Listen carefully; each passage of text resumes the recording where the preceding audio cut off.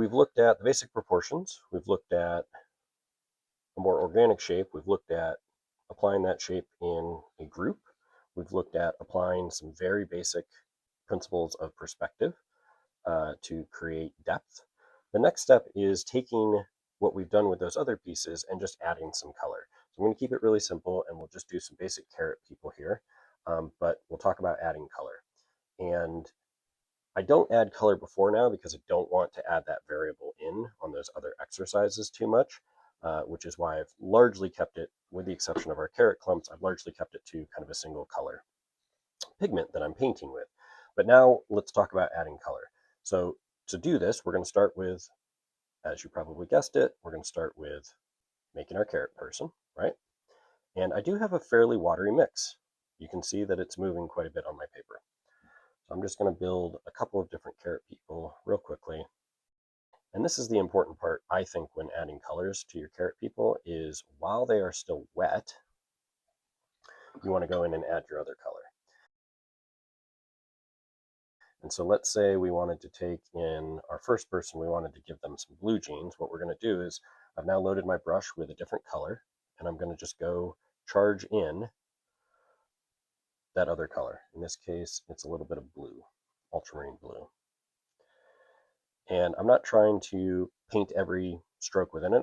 Because of my paper is on an angle, I'm just dropping some in, and the paint's not going to go up because it's not going to defy gravity. The water's going to flow down, and so with relatively little effort, I've just created some blue pants. Now let's give our second person a khaki top or something like that. So all I'm going to do here is color in the top of my shape, and again, this is still wet. You can see the brown is starting to creep down. I think that's burnt sienna. That's okay. It doesn't matter. It's going to just create some sort of interesting effect. If it moves too fast, you have too much water in your paint. If it doesn't move fast enough, you have too little water in your paint. Let me grab another color, and let's give this person some yellow pants. Okay, my paints are starting to dry out, so I need to move a little quickly. But I'll take one more, and we'll give this person a darker green shirt. And I think what's important here is it's not about painting every little stroke of detail. It's really, really easy for me to get excited about and paint all of the details. But the reality is that when our eye perceives a crowd of people in the distance, we get a flash or a sense of different colors and what that thing is, but we don't see a lot of detail, which is why this looks like a group of people, even though it's all just one color and they're ultimately just carrots with some little dots above them. So if we apply that same perspective or that same idea that I just shared with our carrot clump in perspective, but applying the idea of multiple colors, I'm just going to very quickly lay in some different carrot people, different colors.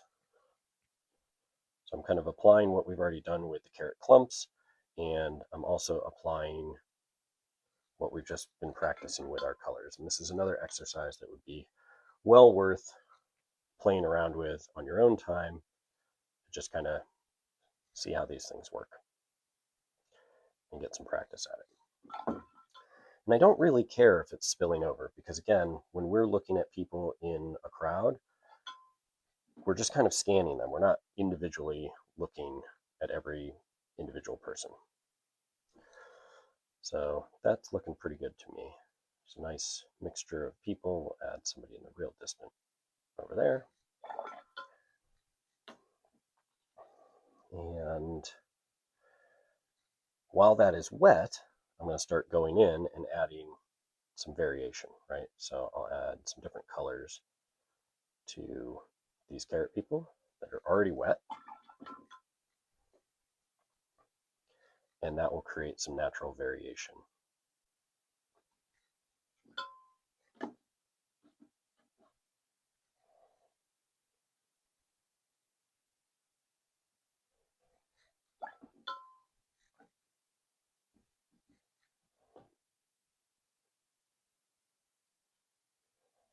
I would say that one thing in general I try to keep in mind is when I'm painting a group like this, I try to put my lightest colors down first because it's easier to add a darker color on top of them than it is a lighter color. So it's more difficult, for example, to put a yellow over some dark green or something like that. It's easier to add a yellow first and then put the dark green, mix the dark green in with it. But that looks like kind of a blurry blob of messes, right? Just extend my feet down just a little bit, make them a little less rounded. It looks like a blurry blob of messes. And to be honest, it is. It is just kind of a blurry blob of messes. Let's add a red shirt in here and some red pants down here.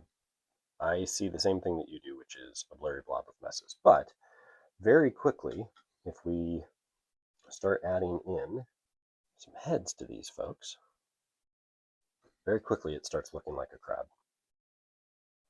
And while we are looking at this thing in detail, because we're studying it and practicing it, in an actual painting, these would be just one small part of what's going on in a painting.